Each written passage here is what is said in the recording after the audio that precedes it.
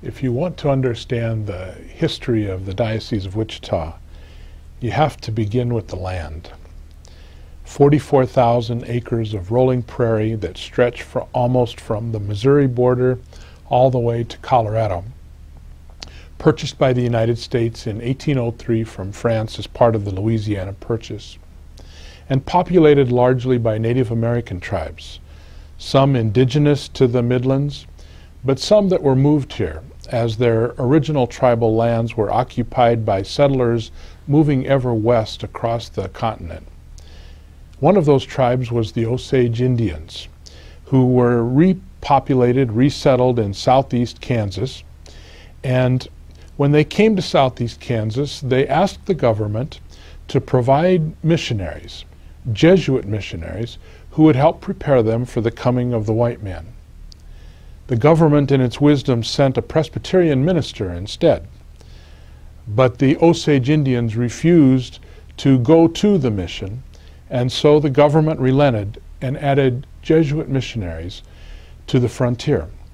The Jesuit missionaries set up a post at what is today St. Paul, Kansas. And today that became the heart and soul of the presence of the Catholic Church in the state of Kansas. In 1865, the government moved towards another solution for Native Americans and decided to move the tribes from places like Kansas down to the Indian Territory in what is today Oklahoma.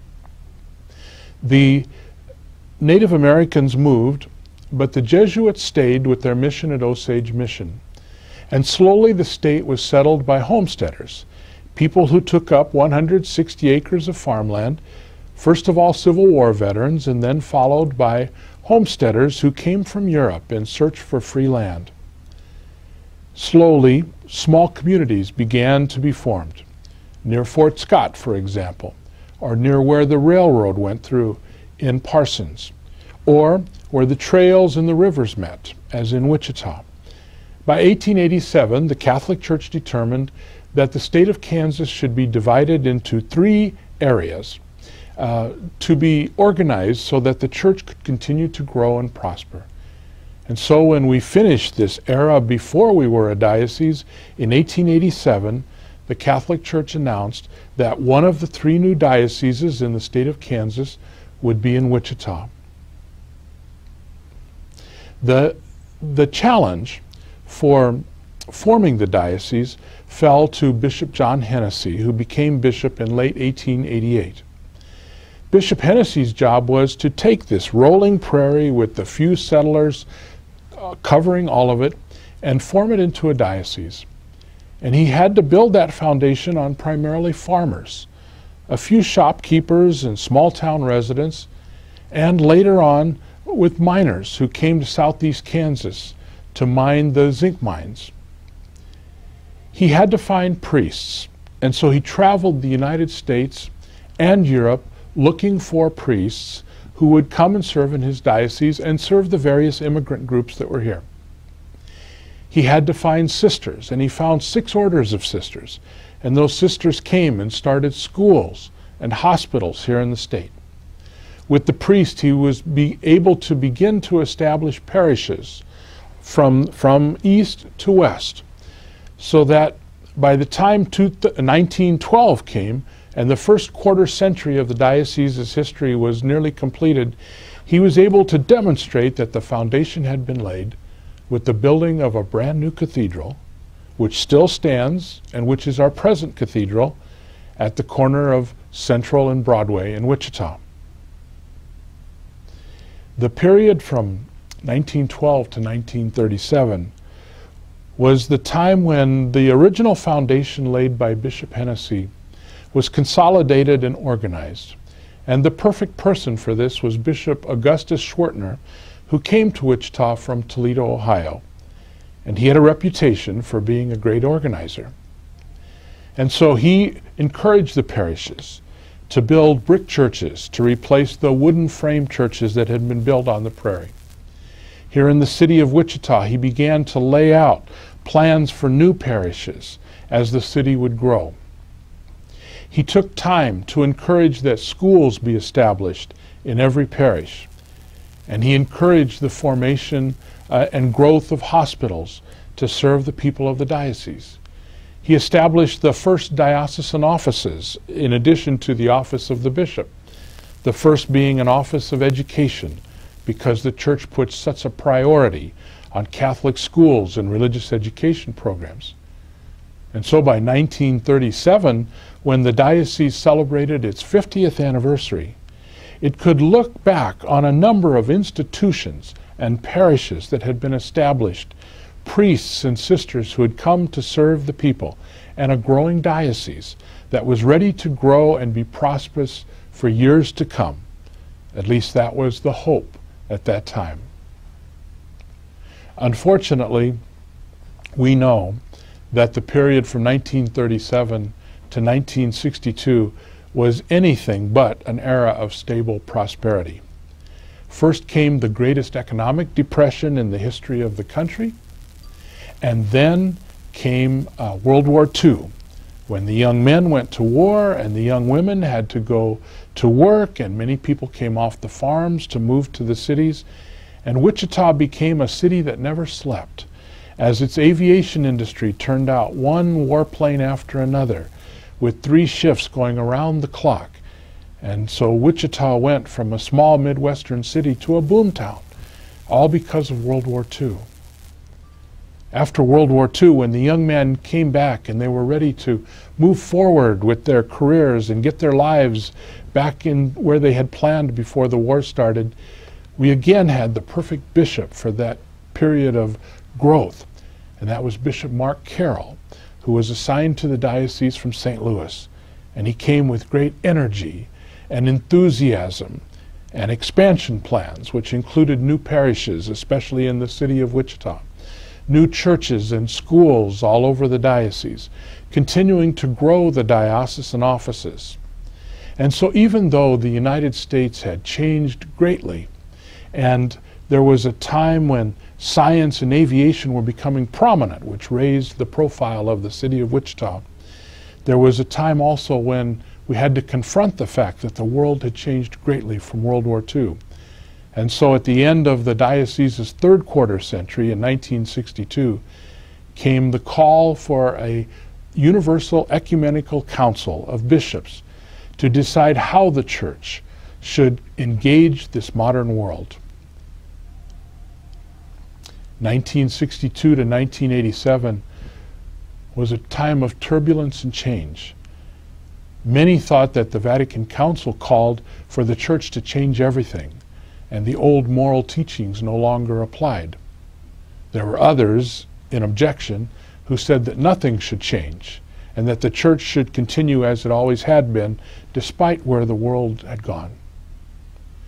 Feeding into this time of turbulence and rebellion were events on the national and international scene, the Vietnam War, the great civil rights movement, that led people to challenge all authority, including the church's authority, the church's moral teachings, the way in which races related to each other, the roles that men and women had in society, the authority of anyone as opposed to the conscience of the individual.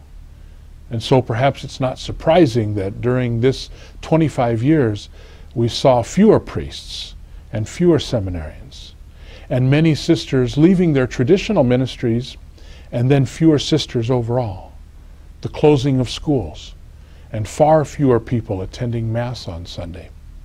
It was a difficult time, and the bishop during this time, Bishop David Maloney, was not a popular bishop because he had to make very difficult choices as resources became fewer and scarcer. He had to decide best how to deploy them. But he took a middle road. He didn't agree with those who said the Vatican Council changed everything, nor did he agree with those who said we should ignore the Council and not change anything.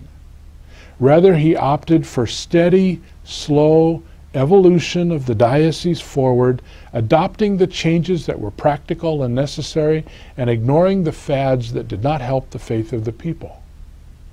And so after a very difficult 25 years, in 1987, the Diocese of Wichita was really ready to accomplish the task that the Vatican Council had laid out for the Church, which was to engage and transform modern society with the message of the Catholic Church.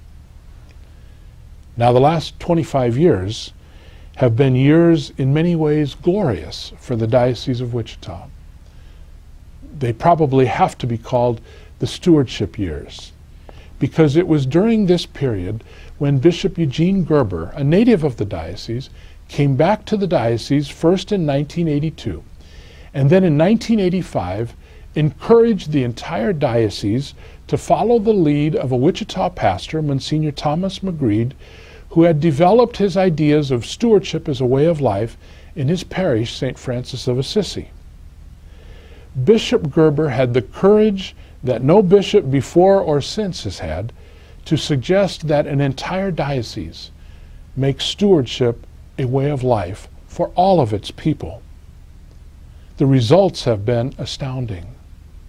We have seen a growth in the number of seminarians when they've declined in the rest of the country, an increase in the number of priests.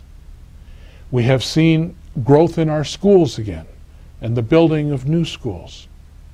We have seen a greater involvement by people in their parish, and certainly a tremendous increase in social ministry with the beginnings of the Guadalupe Clinic and the Lord's Diner and an expansion of Catholic charities, so that when we had a large influx of Hispanics to the Diocese of Wichita, the diocese was in a position to welcome and to serve them well. These have been good years for us.